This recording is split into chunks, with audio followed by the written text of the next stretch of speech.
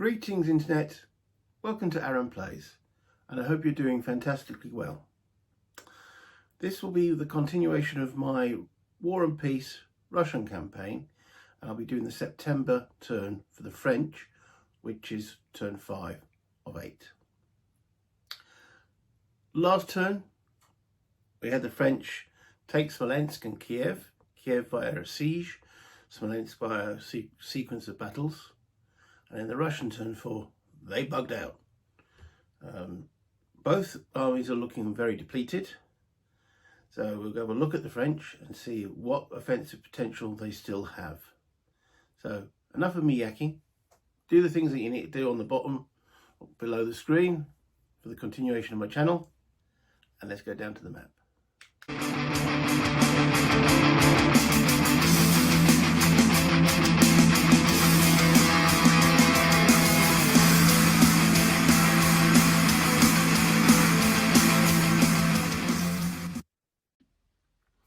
This is the overall situation at the beginning of the French turn 5, September 1812. And we do know historically there was a battle of Borodino in and around here on the 5th, 6th and potentially 7th of September. No, it was the 7th. Oh, I'm not sure my exact dates. 5th was Sheridan, yeah, I think it was the 7th. The 5th, the French approached the field and took out the redoubt. Anyway, let's not get into what's going on here. So I've marked the main supply route with these cubes. Napoleon, the man, is at the front here. Kiev, as I said, failed last turn, and we've got a couple of wandering Cossacks starting to encroach on supply lines. So the question is, what do the French do in this turn? At the present, where they're sitting, they've got a draw. By taking Smolensk, they're in a draw position. To win, though, you have to take St. Petersburg or Moscow. So Petersburg looks an extremely long way to go, especially with the Russians hovering here. So looking at that, I did say right at the beginning of this series that we'll have a look at the French situation once they take Smolensk, and then make a direct determination of whether it be Smolensk or, it would be Moscow or St. Petersburg. But looking at that distance, and especially the terrain around here, which is going to slow down any marching, and the strength the French have, which isn't a lot, I think I was going to make it a 1-2, St. Petersburg 3, 4, 5, 6, Moscow. But I think even Napoleon has got to realise he's got to go for the shorter route. Yes, it goes straight into the main forces that the Russians have, but that extended supply line to St. Petersburg, I mean, yes, if they'd been coming up here right from the start, but they didn't. So that is the policy we're following. It's Moscow or bust. Okay, so let's zoom in a little bit now that we've got the overall picture. The camera. Oops. There we go, to the main front. And we'll give the sequence a play. So it's the attrition phase, where we roll a single dice, and this will affect every hex. So the French got it fortunate last turn, and this time it's a 4.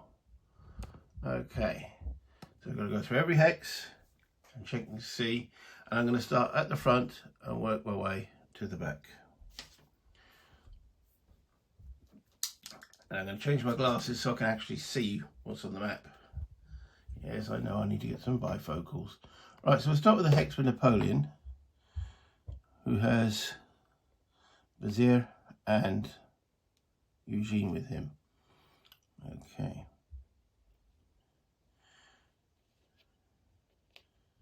Eugene has 6. Vizier has 5, taking the total to 11. Okay, I'll put 7, 11 o'clock. We rolled a 4. Modifiers are all French or French satellite, -1. And they're in Russia, +1. So it stays a 4. So that's 2 losses from attrition. So taking it off the chart.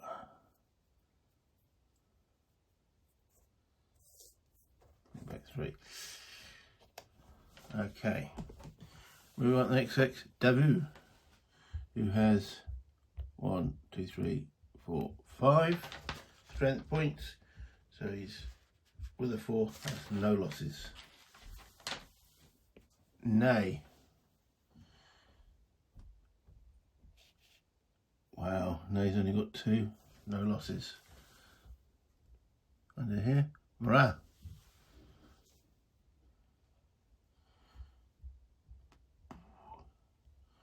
It's an all cavalry force. Failed to get into the battle last time because that would have caused an extra Russian loss as they pulled back. 1, 2, 3, 4. Again, 5. 5 cavalry. 25,000 cavalry. But with a 4, no losses. Victor. 1, 2, 3, 4, no losses. Jerome. 1, 2, 3, 4, 5, 6, 7. That'll be 1 loss. That's the next column up with a 4. We know there's no modifier now. Yeah, it's 1 loss. Some Polish troops. Okay. So we're up to this point here. General B, little b. 1, 2, 3, 4, 5, 6, 7. That's 1 loss. That's a Rhinelander.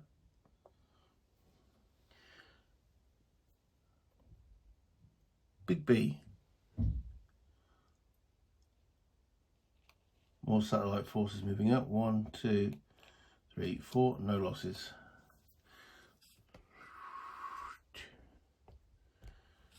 Okay, moving.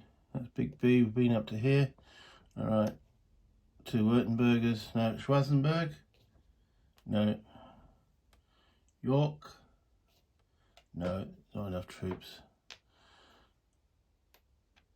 2 Württembergers. No. Poniatowski. Bringing up some. 1, 2, 3, 4, 5. Oh, 6. That's got into the 6th column. So just as a reminder, just in case you haven't got this going, what I'm looking at is not the force march table. Fold it out, there we go. So it's the attrition table here. Okay, so 3 to 5, 6 to 10, 11 to 15. And the die roll is a 4, and the modifiers are okay. -1 for all French and French satellite units. -1 all units in home country. +1 in unsupplied units. +1 units in Russia, Spain or Russia, and +1 of winter. Well, only 2 modifiers applying in pretty much most of the French taxes. All French and French satellite units, and all units in Spain or Russia. So looking at the straight 4. However, we're now in the area, we're off the map board 4, so, and most units are not in their home country. So I can't remember if I applied that. No, I didn't. Or did I? Anyway, C, Force C, marching to the front. 5,000 men. And then one's right at the back there. Little A, got 2 Danish units, and Big D, 1 Westphalian. So that's it. So the French didn't take much attritional losses. But that's because they haven't many troops to take losses from. It's another way of looking at it. Next up on the turn track is the alliance phase. We don't have that until November. So it's reinforcements. Well, one Frenchman joins the colours in Dresden. Yay! And we get one allied or satellite unit, which, if we take it as Polish, it will arrive in Warsaw. But we're going to take it as Italian, trying to share the love. So he joins the colours in Dresden. There's now 3 strength points sitting there. Remember, these can't be moved until the leader starts in the hex with them. So this turn the leader will go into the hex, and then starting in October they'll be moving to the front. So they won't get to the front. They might get to Warsaw by the end of the game, but who knows where the Russians will be at that point. And there they are. There's not many of them, but there are still a presence. Okay, so that's reinforcements. Let me just check in the rulebook, make sure I haven't missed any more. Say the rulebook, well, it's the rulebook stroke scenario book. French.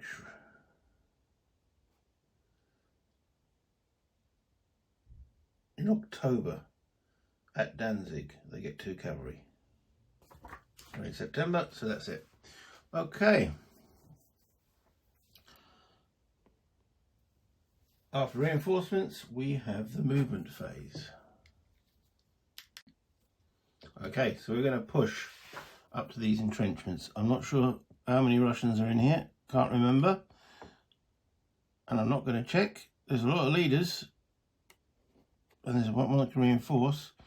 So it's going to be pretty much every Frenchman to the front. We're going to go 1, 2, 3. No force marching required. This is going to be as subtle as a brick. W can get there. 1, 2, 3. I'm not abandoning some lengths.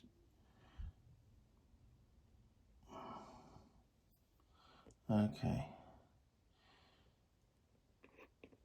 Marat. 1, 2, 3, 4.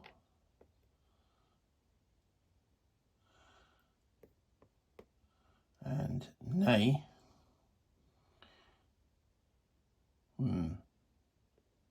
One. Garrison Smolensk. And then I need someone here. That supply line's looking a little bit thin. So Victor will enter this hex and drop 1 point off.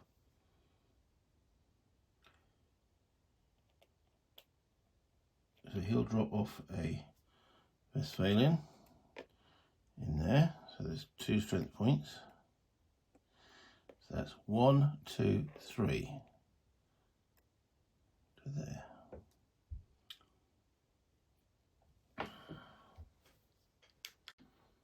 Okay, we're going to have to engage those Cossacks. And I'm going to have Jerome do it. He will leave Kiev with a garrison, which will be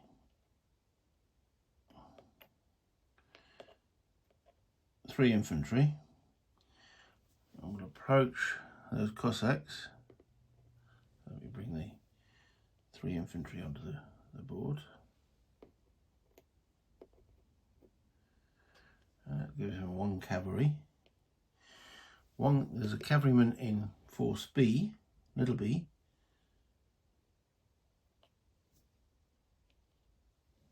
who will join Jerome.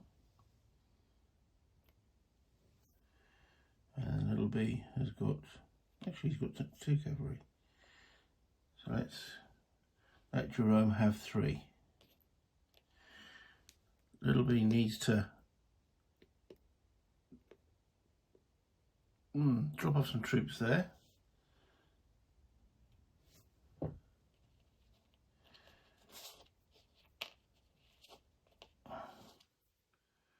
Some Bavarians maintaining that supply line.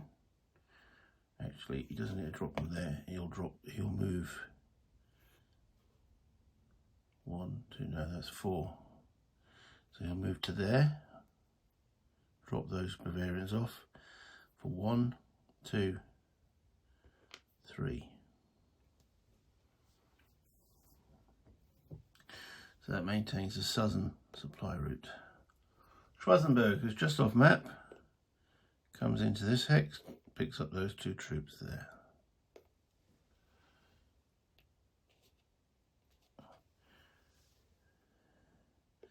And this cavalry goes 1, 2, and can join in the fight after the first round. You don't have to have a leader to reinforce the fight if the Cossacks remain there. So this is going to be a mass cavalry battle. The Cossacks can't withdraw. Well, they can after the first round.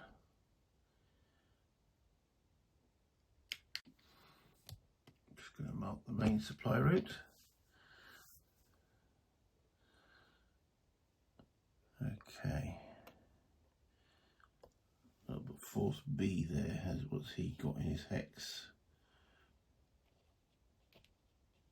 He's got 4, so he's going to drop 2 off. Leave him in that hex. And we'll then move forward 1, 2, 3. There's force march in 1 hex. Force march table is here. I want 1 extra movement point. They are not guards, they're not French. Or are they force B? No, they're satellites, so no modifiers. They are supplied, they are in Russia though, so it's a +1. So ideally, we want 4 or less. Oops, they roll a 5, which +1 is a 6. They do not move any further. It's tough. No roads in Russia. Okay, continuing along to the rear forces now. So we've got Commander A, who's got 2 units.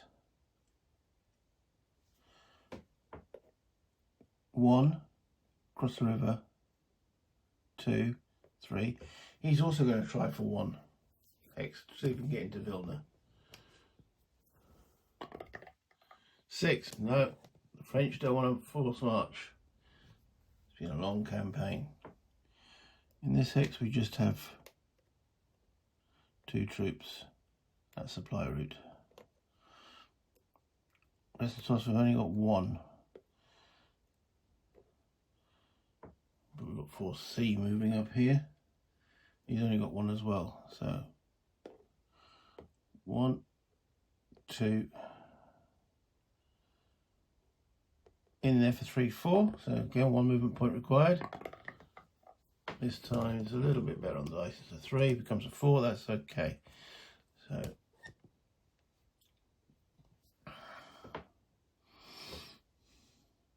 it's only 1 strength point. Poniatowski moving forward. 1, 2, 3. We want 1 movement point from him, and he rolls a nice little 1. There we go.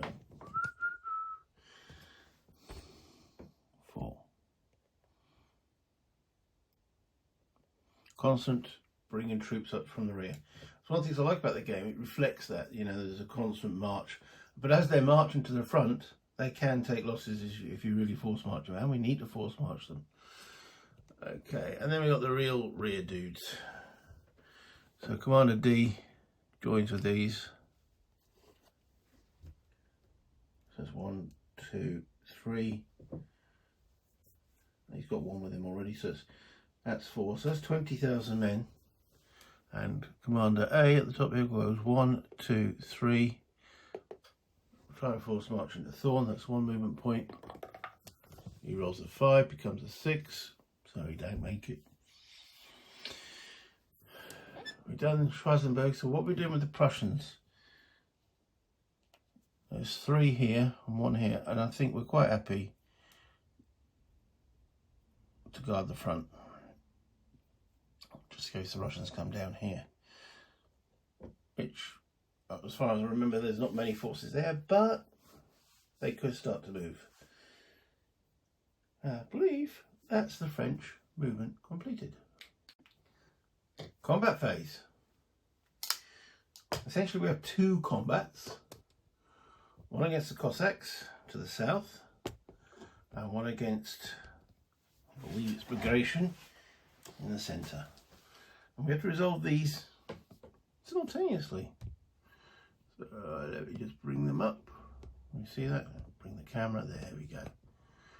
Alright, so 1 combat there, 1 combat here.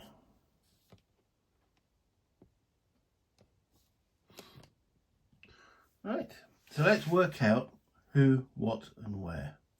So with Napoleon in command, we've got the forces of Davout,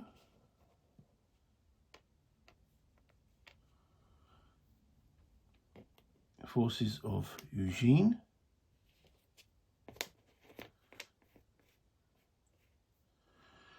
and the forces of Davout, Eugene and Béziers, which is the guard. So let's put each one of those in their respective places, and we have Marat, who can join in the second round, or try and join in the second round. So that gives a grand total of 2, 3, 4, 5, 6, 7, 8, 9, 10, 11, 12, 13, 14. 14 strength. Remember, each strength factor is 5,000 men, so that's 70,000.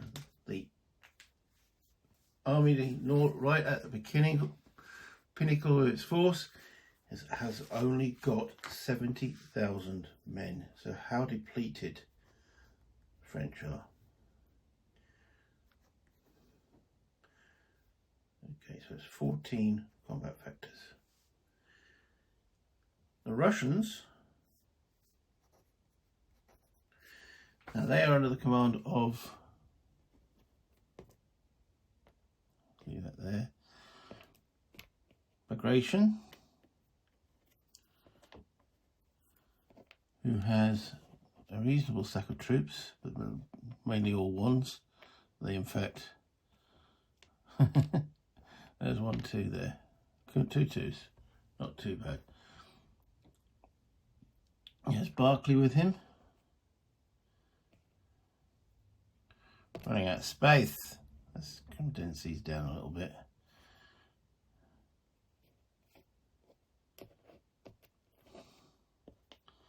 Barclay. Who's got the guard? Constantine, that's right, I sent Constantine back, didn't we? So 2, 3, 4. So this is effectively our Battle of Borodino. Benghazi has no troops, and Tomarozov has no additional troops. So that there is, but they are entrenched. Okay, so the total Russian strength is 1, 2, 3, 4, 5, 6, 7, 8, 9, 10, 11, 12, 13, 14, 15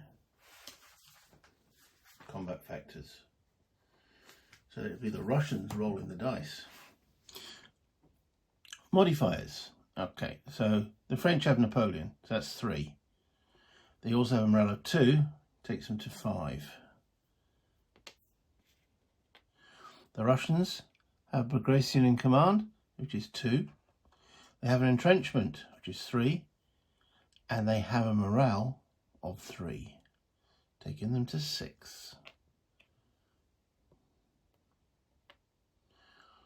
So the Russians will be rolling the dice at 1 to 1 with a +1 modifier in that first round. So there's the dice tower. So the Russians have the slight edge. They roll an 8, which becomes a 9. So I'll bring the combat results table forward here. So we're looking on this table here. The result is a 9 and we're at 1 to 1. So looking at the 1 to 1 column, we go along the column, and 1 to 1 with a 9 is 0, 1. So that means the smaller force will take a loss, and we look at the smaller force. So the combat losses we're looking on here. The result was a 1. So the French take 1 step loss.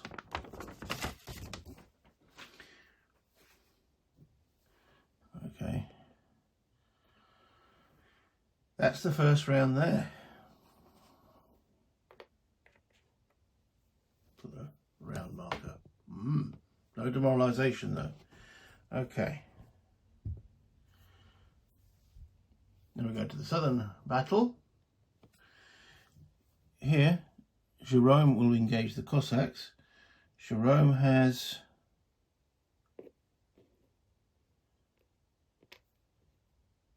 3 cavalry to 2 Cossacks.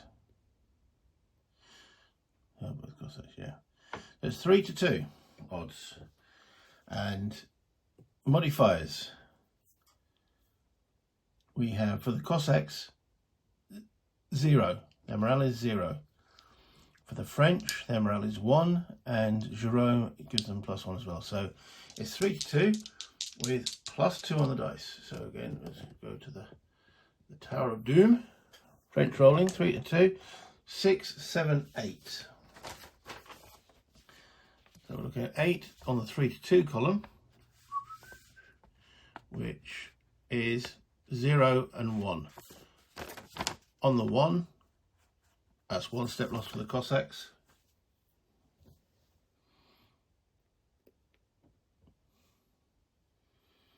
Remember, he's a replacement, so he can come back in next turn. After that, so we remove the Cossack, forces to withdraw. The Russians aren't going to withdraw in the major battle, but the Cossacks will. So they just fall back a hex, which will be here. Those 3 cavalry will rejoin Jerome and will advance in. There's no victory point for that.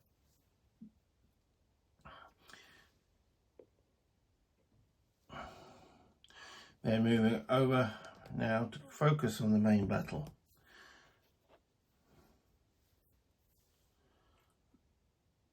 There was no need for the Russians to withdraw. They were quite happy with that result. They took no losses, the French took 5. But now, can Murat reinforce the French?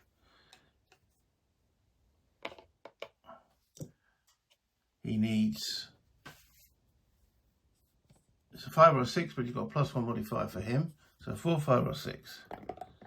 He does.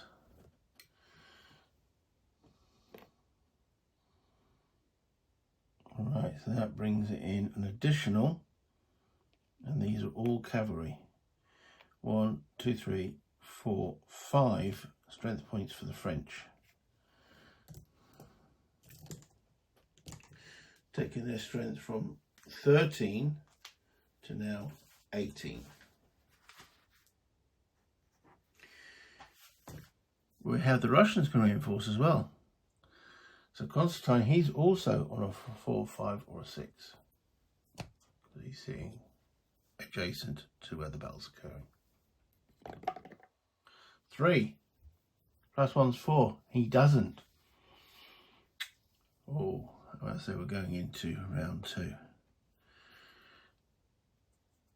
The modifiers are the same.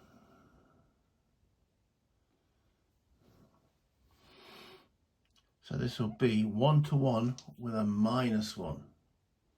It's 3 for the Emperor, 2 for the French Guard.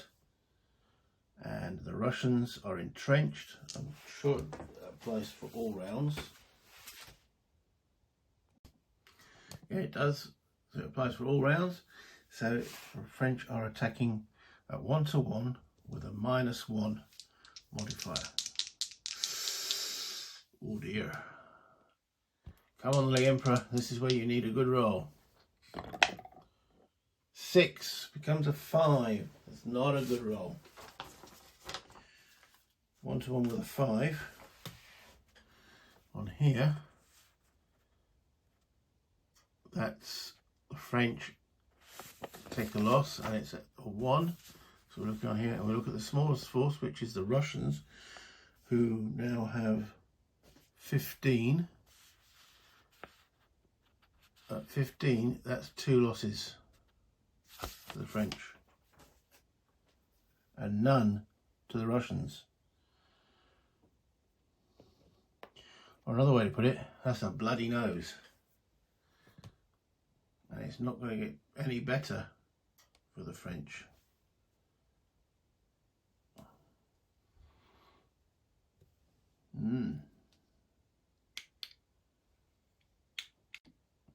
What to do?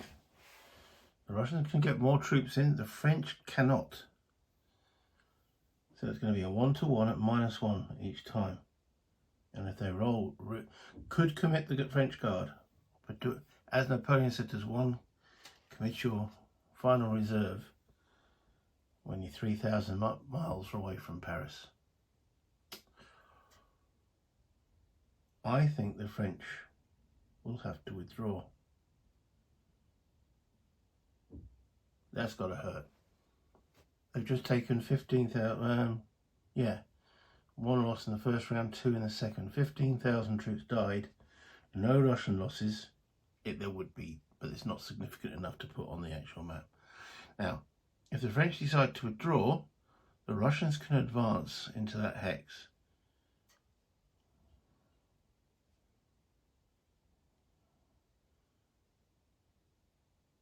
From which the French came. But I think the French have to. They need to bring some more troops up. They don't have the strength to engage that force. Echoes of Aspern Essling. Okay, I've just removed the French troops from the map and they fall back, and they can fall back in to different hexes. So I've also re-split up their forces. So we're going to have Davo falling back to here. There with a guard back to here with Napoleon. Eugene will fall back into there. Now Eugene has got very small corps. I'm trying to minimize attrition. We'll have Marat go back there with him. So this battle occurred in this hex here, so it's still fortified. The Russians will advance from where the French came, which is there. What could have happened there is the French remain in the position, and then it will be over to the Russians to see if they wanted to attack. But I've decided to withdraw the French, to minimise attrition next round, and well, it's a sacrifice. Would the Russians have attacked if the French remained? Possibly. They wouldn't have got the entrenchments, so it would have been a straight roll, 1-1. But this kind of fight here, they're very much close to the Russian reinforcements, and it's something, you know, that so far the French can't win.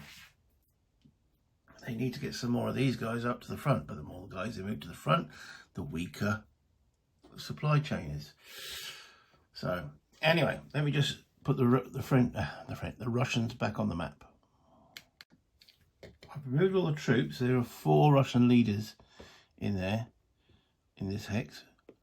Moving forward will be Bagration,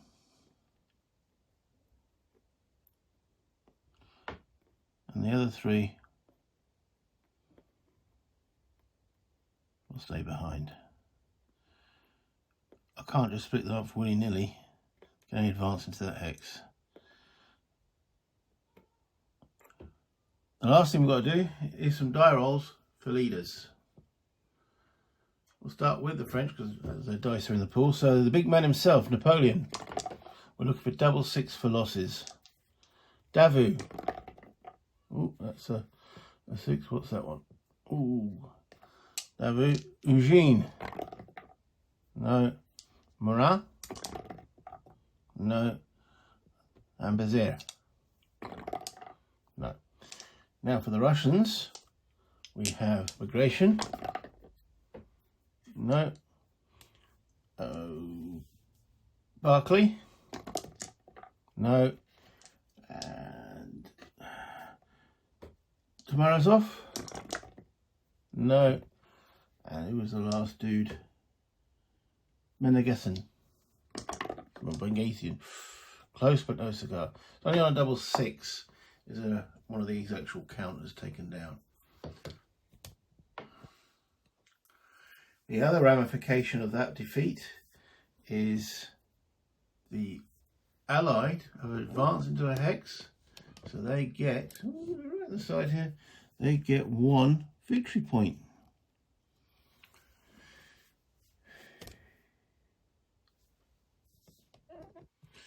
Just as a quick look, you can see that's the forces that the Russians have.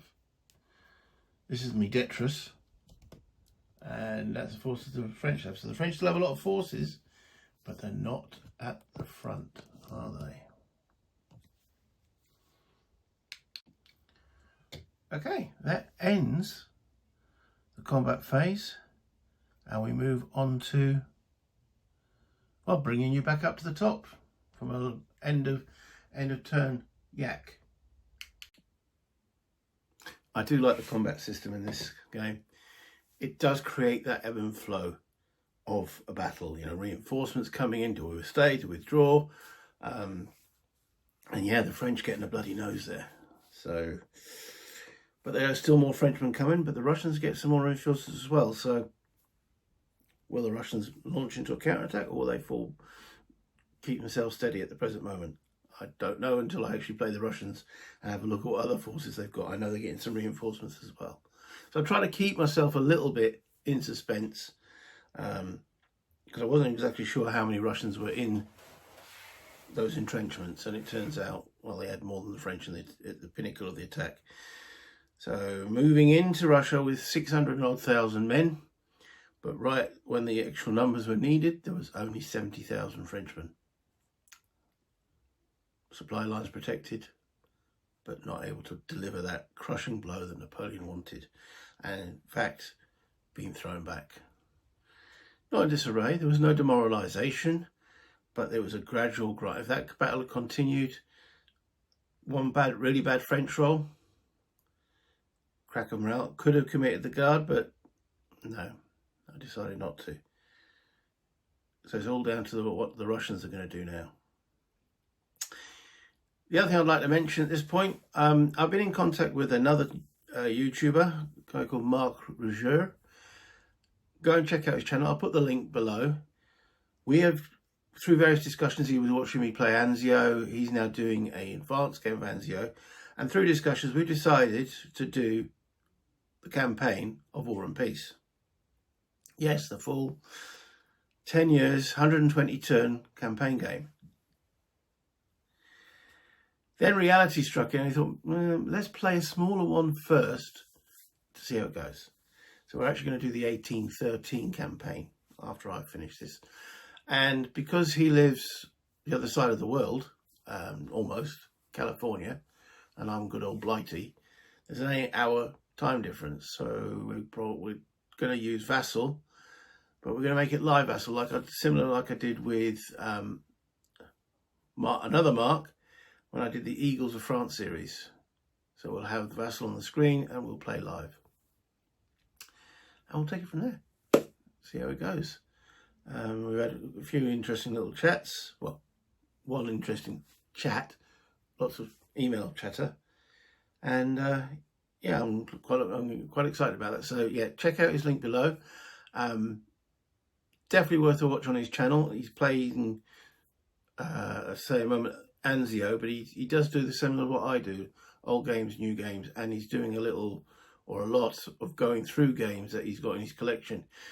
He's made me buy two, not two from him directly, but made me go, ooh, that's an interesting game, bought it, ooh, interesting game. Bought it. So thanks, Mark. Pound notes floating out of my bank account. That's what we're here for, isn't it? Playing games. He's the same age as me. We seem to work on a similar wavelength. He likes heavy metal. I like punk rock, but I also like heavy metal as well. So we had a nice chat. And I'm looking forward to that. Back to this. I'll be doing the Russian turn in a moment. It will be brought up on a separate day because I don't like to bring too many videos in at the same time. I'm probably going to shoot. This is September. I'm probably going to do September. I might even finish the game today. All depends, because at the present moment I still have Ambush back on the shelf, but all photographed and all stored and all information. Going, play me, because I'm really enjoying the Ambush as well. So I haven't made up my mind yet. I've got a whole day to play games and drink tea. So I haven't made up my mind yet if I blast through this or get Ambush to the table. But yeah, the dilemmas of a lonely gamer. Partner's not here, so play games. I mean, I could watch telly.